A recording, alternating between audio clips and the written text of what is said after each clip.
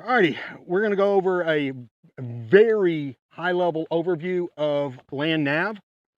For those of you who don't know, my name is Hud Parker. Why am I up here? I was airborne infantry in the Army, which means absolutely nothing other than I was dumb enough to jump out of an airplane. And then after that, it means absolutely nothing. I was infantry. I was on a long-range surveillance team. What that means to you is we were a six-man team that went anywhere between 150 and 300 miles behind enemy lines. We'd never seen the terrain we were in. We had to use our maps and land navigate. All right. I also earned my expert infantryman's badge, which is where your combat infantryman's badge is earned when you go into combat if you're in the infantry. The EIB is earned through a series of tests. You can only have 2 no-goes. I had one that was in hand grenades because I missed the trench I was supposed to throw it in. No big deal. Came to land nav. I was one of the first 5 in day land nav. Night land nav is a story for another time. My compass went tits up and I had to navigate by the stars and by dead reckoning. We'll get to that here in a minute. Okay, why do we use a compass? Oh, first off, how many of y'all are familiar with land navigation? Your hand should be up, your hand should be up, your hand should be up, your hand should be up, your hand should be up, your hand should be up, your hand should be up, and your hand should be up. Okay, that's fine. But let me ask you a question. You just walked back into the site, right? You navigated on land. You drove here. That's navigation. All I'm going to do is I'm going to teach you a bunch of silly technical terms. You do this stuff every day, I guarantee you. You're just going to hear the technical term for it, okay? What is a compass used for? What's this used for? Okay. Close. North, south, east, west, tell you direction, okay? Let me break it down to even more stupid simple for you. To keep you walking in a straight line. Okay? That's all it boils down to. That's all this is for. Oh, well, I need to do this. No, it's to keep you walking in a straight line. Did y'all know that man does not walk in a straight line? I know now. Okay? Which way do right-handed people walk naturally? Right. They'll drift right. Lefties? Left. Okay? So, you know, how would you combat that? If I have this, I can do a dead reckon, I can shoot an azimuth, or if I'm walking, you know, I'm trying to keep his at a regular interval, how about I switch hands? Because we all know when we're driving and we look over to the right, which way do we go? We go right. We're driving, we look over our left shoulder, what do? We naturally drift left. It's natural. There's nothing you can do about it. What's an azimuth? I will get to that. Thank you. Very good question. I will get to that. Isn't it like 2 miles or something like that? You walk, I mean, it's approximately. You'll end up in like a full circle. No, but you're close, but I don't know what the exact distance is. Well, but yeah, yeah, we'll get there. We're getting there. All right. If you have your bag on, I don't care if it's your day bag, your get home bag, your oh shit bag, your 72-hour bag, your military rucksack. What happens if you have not loaded that thing even? Well, you're going to be pulled to one side, right? Or to the other. Hey, look out, there's a string there. Okay, silly trivia here, okay? And this is a trivia question. What is the only animal that, when wounded, will run in a straight line? Human. Man. Humans, okay? Compass types. Jerry, would you join me, please, sir? I will. There are 2 basic types of compass. You have a base plate compass, which we'll go over. Then you have a lensatic compass. Jerry, hold yours up. Okay? Base plate. For what we're doing, in my opinion, this is the best compass. It's easy and it has multiple uses. Okay? My recommendation is this one. It's a Sunto MC2.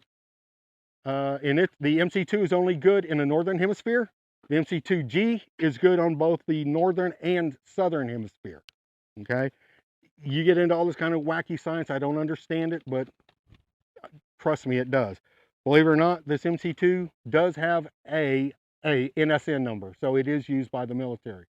To the best of my knowledge, the U.S. military is the only military that still uses the lensatic compass. Okay?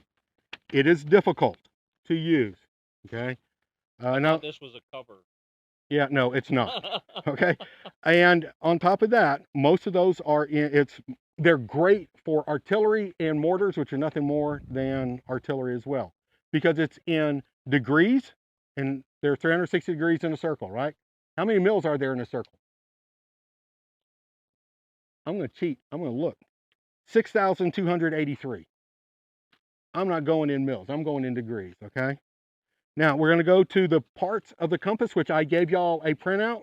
If y'all are fortunate enough to have the black and white and the color, please flip over on the color. You will see where I screwed up and printed in black and white when I shouldn't have. Okay.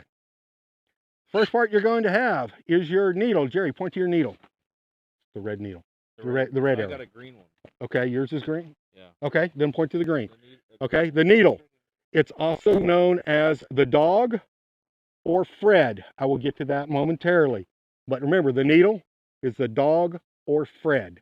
Okay. We have the direction of travel arrow. That's your arrow. That's your arrow. And I can turn it? Yeah, well, that's on the bezel. But yeah, you got your direction of travel arrow. Y'all see a picture of it on the map. It'd be number 2. You have your base plate, which has your straight edges, and it has some scale on there. Okay, yours has that as well. Okay, we have the bezel, and that's the part that rotates. Oh, the bezel. Okay, the part that rotates it so that you can adjust where you're going. The rotating capsule, which is part of the bezel, and that's for where you actually set your target. And then we have the bearing index, which is the numbers on the bezel, normally 0 through 359. You've got your orienting arrow, okay, which is the red arrow. In your case, it is green. No, it's your open arrow. Open. Okay. Now, that is known as the shed or the house. That goes along with what I told you. The arrow is known as Fred. You want to put Fred in the shed, or the arrow's point is the dog. You want to put it in the house. We'll get to that later, but that's where those come into. Okay, just stupid little mnemonics. You have a clinometer on this one, which helps you tell incline. Jerry had his. He thought it was nothing more than a cover. He actually has a clinometer on his, which is odd. I've never seen one on a Lensatic. Come on, paper. What model did you say that was? Mine is a Sunto MC2. It should say top of, I'm tripping over that. It should say right there. It's a mirror compass, but mine's mine's the MC2. Okay. Okay. That's fine. You can leave it up. I'll trip over it a couple more times. You have your center line, which helps you line your compass on the map. You have your notch. On mine, I have 2 notches. I have 1 notch down at the bottom, 1 notch at the top. That will help you shoot your azimuth. I'll get to that shortly. You do not have a notch. Yeah. Well, you have a notch up here. Yeah. And then you have a notch down there. Right there. You have a notch to line up there. Yeah. You see how much more difficult his is to find the notches than mine? Mine's at the top and mine's in this little hole here, all right? I got a peephole. Okay, you do. Okay, so you got a pee hole. Okay. Here's one. I bet you his doesn't have a mirror. It's a signaling mirror. What's in mine? Oh, where's your mirror? Sure, it's in here. Where's your mirror? No, he doesn't have a mirror. Okay. This mirror is great. It's a signaling mirror. It's a, what's in my face, what's on my butt if I can't see. This is a mirror just for general bushcrafting. Okay. And I've got a magnifying lens that if I need to, I can start a fire with that one. I have another burn lens that I don't. Do you have a magnifying? You got a magnifying on there, which is odd. Again, I hadn't even seen his. I got a peephole. Okay. Okay. Thank you, Jerry. I was trying to show you the differences between a Lensatic and a base plate. The types of land nav, and this is taken from the U.S. Army TC 3 TAC 25.23. So everything I'm reading is straight from the military. 2 times you have terrain association, which is ability to identify terrain features on the ground. Okay, ladies, y'all are very good at this. Go to X landmark and take a right. Okay, ladies are good at that. Then you have dead reckoning, which is done by starting from a known point and strictly following a predetermined azimuth to the distance. Guys, we're good at that. Start from here, you go up there about a quarter mile, and you hang a left. Okay, we use distance and direction. Ladies generally use terrain association. Go to this landmark. Okay, and then you come up to the definitions and translations. An azimuth is a bearing on a compass. Okay, you've already heard me say what is the azimuth or shoot the azimuth. All I'm asking you is what is the bearing. Okay, 45 degrees. Okay, now what is a bearing? Because we got to get that, because that can be confusing. It's angle between direction to north and the direction to the target.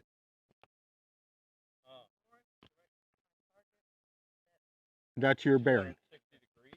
160 would be your bearing. That's the angle from north. That's north, right? Everyone who has a compass, am I right? This is north? Yeah, I would. Oh, I have a compass. That's north. Yeah, A little bit this way. So it's northeast. Okay. That's close. All right. For not looking, that's close. Okay. So all you're doing is what from that direction, what angle am I going to go? 270. 0 to 360. Actually, 1 to 360. Okay. North is either 0 or 360. You can use either one. Okay. This way, I'm about 270, 180, 90, 45. That's all you're talking about. Okay. And a bearing is used when communicating directions with others. Okay. Now we're going to shoot a bearing or take a bearing. All right. With this compass. Take off my sunglasses. I'm probably gonna have to put on my reading glasses. What? Yeah, you got to open it. Okay, what you're going to do, you're going to open up your compass, roughly a 90-degree angle. You have to figure out what works for you. You're going to hold it at arm's length, and you're going to hold it level. And I got to come back because I can't see. There we go. All right. So I'm going to shoot an azimuth from me to Charlotte. Okay. I've got her in my notch, my bottom notch, or I can use the top notch. I'm going to rotate the bezel until Fred is in the shed or the dog is in the house, which means I'm putting the needle in the direction of travel arrow. Okay. Then I've got it there. I'm verifying it. I'm going to look down, and Charlotte is 322, 46, about 327 degrees. Okay. And I'm going to say roughly 7 meters. Okay, I'm going to talk in meters, not yards, because in land nav, you talk meters and not yards. I know 2 people who have an advantage because they at least know a little bit of metric. Okay. Or he used to. I don't think he does anymore. I think he's been converted. Okay. But I know one person for sure who understands metric. Okay. And then you just walk. All right. Now, I'm walking to Charlotte, I'm going to take and I'm going to keep the dog in the house or Fred in the shed, however you choose to say it. There you go. I'm just going to walk. And if I have to adjust, I have to adjust. It's picking up off that table, or there's some equipment over there that's picking up off of. You have to be careful of metal. Don't try to shoot an azimuth right next to your car, because it will pick up on the motor and anything else that is magnetic in the on the car. Well, and other things on our hips. Okay, knives. What about wristwatches? Not so much. They can, but it's not going to affect you unless you're traveling thousands of meters or kilometers in this case. You're not going to really affect it that much. Okay. And unless you're in the military, and I'm not talking tactical here, folks. Tactical gets into a totally different realm. For what we need for the preparedness, this is close enough. It's like this azimuth, or this compass, is only within 2.5 degrees. Okay, so if I'm 2.5 degrees off, at 100 yards, what am I? 2.5 meters? Stay there. I'm that far off, over 100 meters. That's nothing, okay? If you're going to ask me GPS questions, please don't. I don't know anything about them. The last GPS I used was a plugger in the military. And those of you that were in the military who know what a plugger is, congratulations. It was the most inaccurate GPS I'd ever seen. So, Silva makes a compass that's very similar to that. I think it's called the Ranger or something. The Silva Ranger, however, it was. Oh, that's yours, Jerry. So, The Silva Ranger is not made by Silva anymore. It's actually made in China, and it's no longer reliable. okay, would that answer my question? Because I've heard so many people push Sunto over that. Up Never until really got a good explanation for it. up until about 8 to 10 years ago, the Silva Ranger beat the MC2.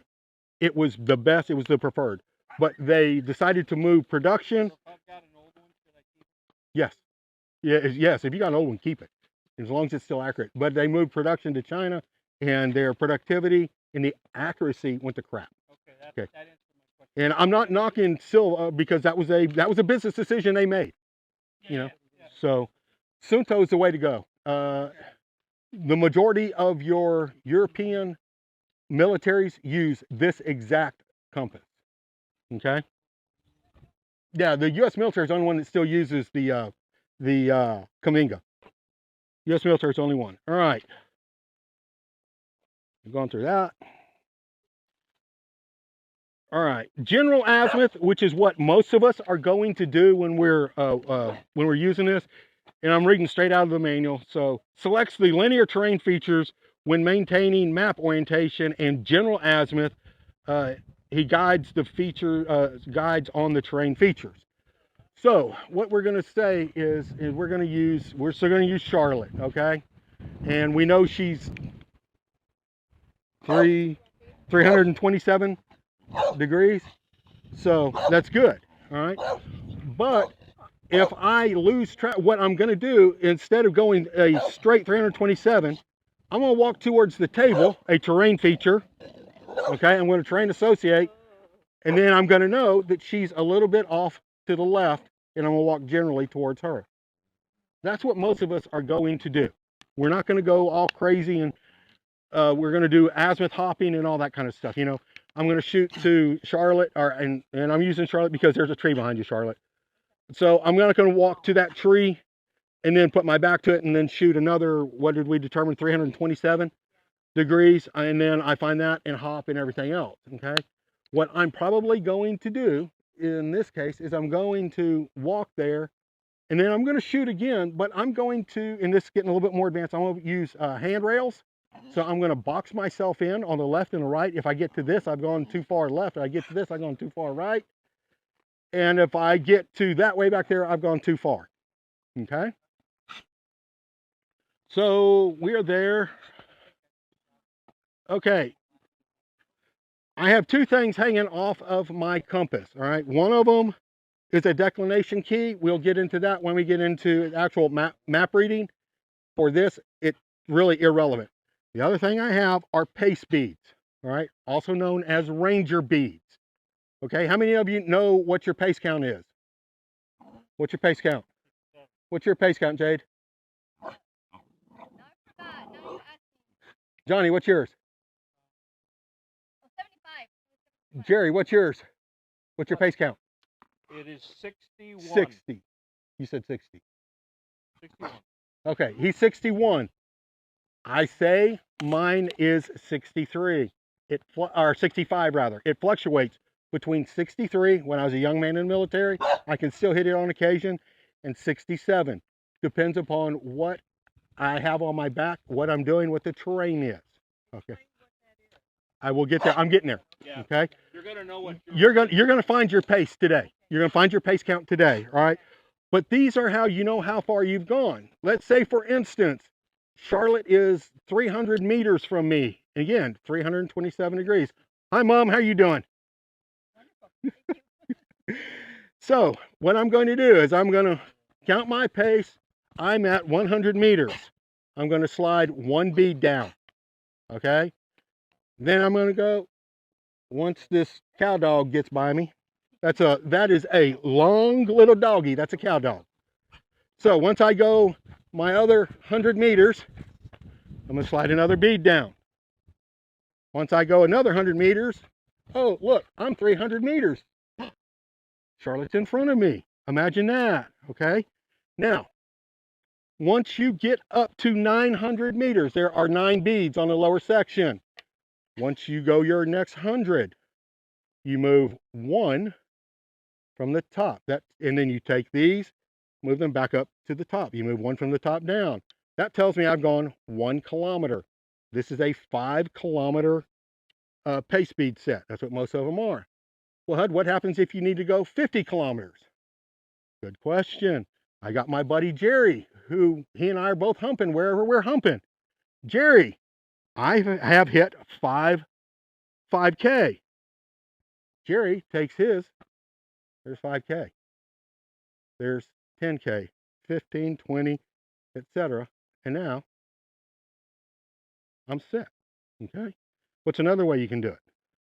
Oh, we're in a good place here. I like that bead. Good. You'll make one here in a minute. I don't have one on my. That's all right. You'll make one here in a minute. All right. We're in a good place here. I don't have ranger beads. I need to go, let's pick something simple. 2, 3, 4. I need to go 400 meters. Jade, you're 400 meters from me. 100, 200, 300. Oh, I'm out of rocks.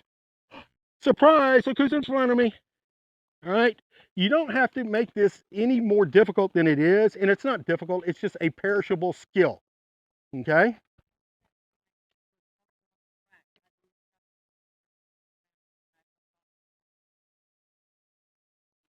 Very nice. Same thing. Works the same way. I use them driving where I work at. I have to count my laps. There are so many different uses you can use for these. Say again? Throw them at kids. If you throw them at kids that get in your lawn, then I recommend you get one of these packs that'll have like 5,000 of them. All righty. Oh, there you go. Okay, we're going to build some pace speeds. Do you want to help me, or you want to just sit down and watch? Okay. Hey, she is Here's our string. a great shooter. We did a shooting. Oh God, thing she's and dead she eye. just, like, Is that the wrong one? Yeah. killed it. Okay, come on out here. All right, Emma's going to help me because she's going to actually build the pace speeds to begin with. First thing we're doing, we're going to get a 550 cord. Everyone says use 26 inches. That ain't long enough for me. As you can see on my pace speeds, I like them a little bit longer. Why do I like them longer? Well, I'm not always going to be using my compass because I'm going to terrain associate, but I will always put it in my pocket, and that way I have my bead. If I want to put these on my backpack, pull it right there. I put it on my backpack, on my LBE, whatever gear you choose to put it on. Okay, so I go a little bit longer. What we're going to do is we've cut 30 inches of 550 cord. We've already done that. We measured it beforehand. We're going to gut the 550 cord. Do you remember how to gut it? Woo! Okay. We're going to save the guts. Okay. Now what we're going to do, I hope I can trust her with this. We're going to burn the ends. You know how to burn the ends? Where's John at? Yeah. Don't be afraid of it. Let me get it. She's ever used the lighter. It's child proof, so that's why you can't do it. You have to push down. Oh, of course, it's one of those push down ones. And there's pocket lint in it. Of course, it's not going to work for me now either. See, there's pocket lint in there. I got fat wood. You wonder why? Pocket lint. It'll do it every time. There we go. You're good to go now. Hold it down. Here. Don't be good. All right, here we go. We're going to go straight up and we're going to burn it. Okay. And all you're doing is sealing it. Okay. No big deal. We're good. All right. That's hot. Okay, that's hot. So be careful with that. Okay, here, let me do this in. Oh,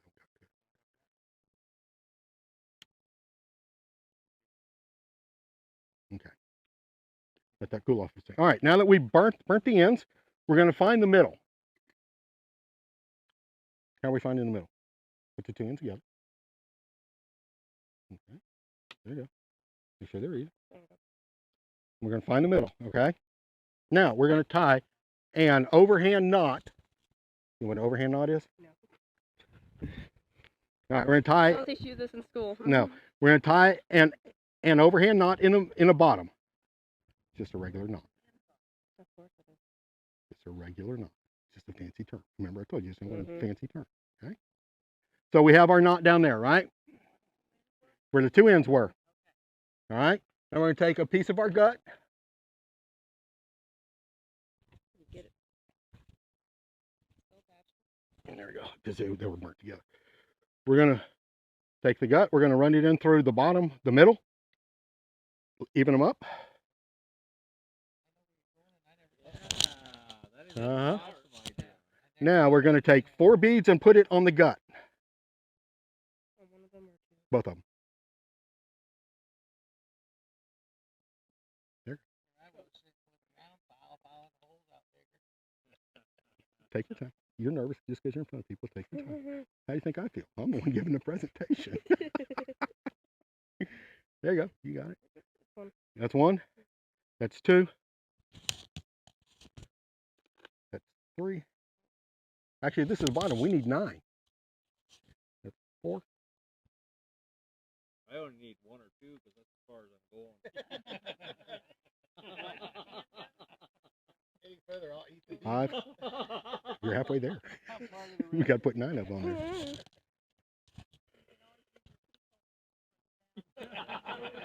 6, 7. Oh no. Relax, relax, relax. Relax. You got this. Yeah, I know. These are going to be yours, so you've already made yours once you're done, right? Yay. That's 8.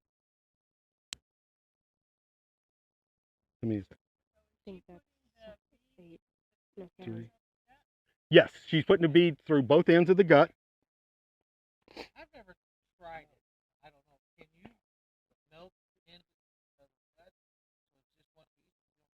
Middle with 2 pieces. Will that middle piece melt? You can, but it'll be a pain in the butt in the end. I'll show you why here in a minute. All right, now we're going to grab hold of the actual 550 in the gut, and we're going to pull the beads on. Pull the beads straight down. I got it. Pull straight down. Get mad at it. Come on, get pissed off at it. There you go. All right, we have 9 beads on there now. Good job. You're not done yet, though. Okay, now I'm going to help her because she has a hard time with an overhand knot. But we're going to take, Expose me. we have 3 fingers, okay? We're going to tie another overhand knot. Okay.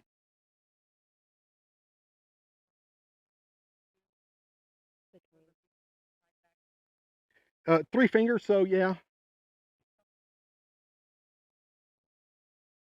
It's 2, right?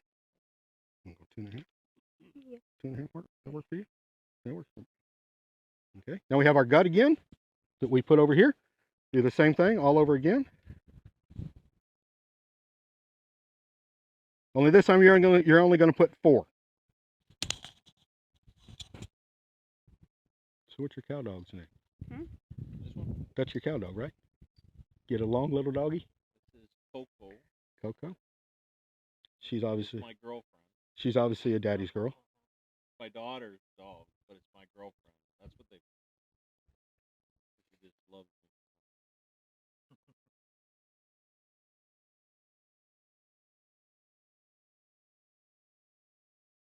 Guess what we're going to do? Pull them back on. You're a rock star. Now we're done with the gut. Tie your overhand knot, and we'll let you do the last part since this is yours. I do it probably about 2 fingers, a finger or 2. Okay, because those are your little ones. Tie your overhand. Good job. Slow down. Slow down. Make sure you get it nice and perfect where you want it. Pull it down a little bit. Tighten it. Pull it tight. Would you like would you like to let people see your ranger beads? Good job, Emma. I have enough stuff. If all y'all want to make them, I will be here. Before we get to that, Slow down, Charlotte. I got some other stuff. You asked me about a pace count. I got to explain that, don't I? All right, pace count. What's a pace? Step. Well, every non-dominant. Okay.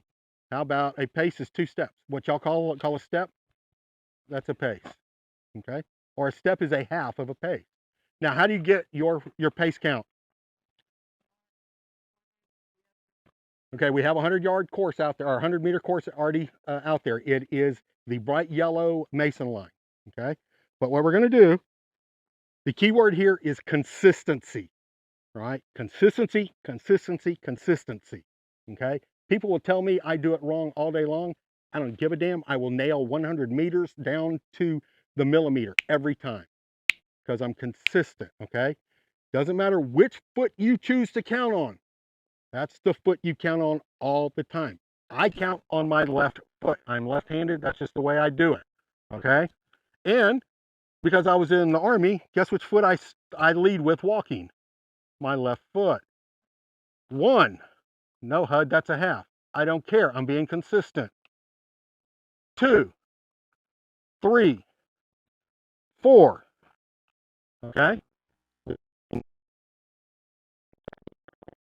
The main road here, it's a bright yellow Mason line. It's 100 meters. You're going to walk it. Huh? No, you can't miss. You're not going to miss it.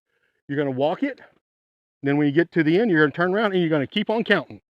So in my case, I was, what was I? 67? I was 69? Okay, well, we got a lady distracted us and both of us lost count. So I was at 69. So if I'm at 69 down past your campsite, down past Charlotte's, I'm going to turn around 70, 71. When you get back here, you'll divide it in half. That's your pace count. Write that down somewhere so that when someone calls on Jade, she doesn't panic and forget, like, what's your pace count? Write it down, okay? And it's also good to do it over different terrain. Okay, we're doing it on very smooth terrain here. People tell you that's a perfect world. And walking is not perfect when you're hiking. So uphill, downhill. Downhill, you should do it uphill. You should do it downhill. You should do it in sand. You should do it in mud. You should do it on rocks. Backpack. Whatever situation you are going to be walking in, you should take it. I never did. Okay. I used mine when I was in the Army. It was 63. I didn't give a damn if I was going uphill. 63. Downhill, 63. Sand, 63. Mud, 63. Why? Because overall, it's going to average out, in my opinion. That's my opinion. Okay? If I go uphill for 100 and down for 100, I'm going to be at about 126 paces. Holy crap, there's my average of 63, which is what I was in the Army. Okay? I'm going to go out there. I'm going to double check mine as well. I think that I made that probably about 7 meters long for this situation. I'm not worried about it. So, y'all can come and make your pace beads. I have 550 cord and beads. Y'all can do your pace count, whichever y'all choose to do. And with that, I'm going to thank you, and I want to welcome Jerry's mom. Yes, from Canada, visiting. She's from Canada, eh?